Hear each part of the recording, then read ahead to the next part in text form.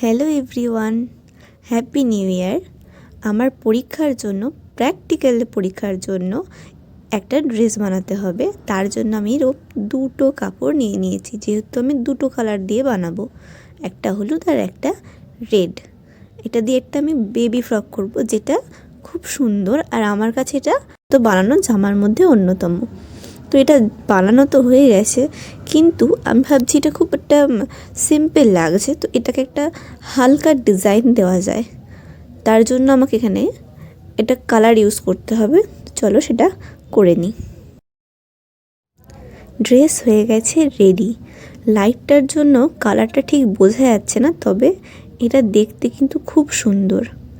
নিচে রেড কাপড়টা দিয়ে একটা কুচি মতন করা হয়েছে, আর তার হলুদের ওপরে লাল দিয়ে একটা ছোট ছোট মোটিভের কাজ করা হয়েছে, যেটা দেখতে কিন্তু খুব সুন্দর লাগছে, কিন্তু লাইটের জন্য বোঝা যাচ্ছে না। সামনে সুন্দর একটা কলকা ডিজাইন, আর নিচে লালের ওপরে সাদা দিয়ে ছোট্ট ছোট্ট ত্রিকোণ টাইপের একটা মোটিভ করা হয়েছে।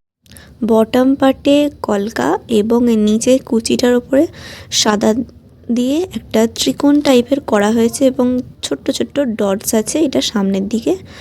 আর পেছন দিকটায় হচ্ছে শুধু বটমেতেই একটু মোটিভ করে কলকা ডিজাইন করা হয়েছে।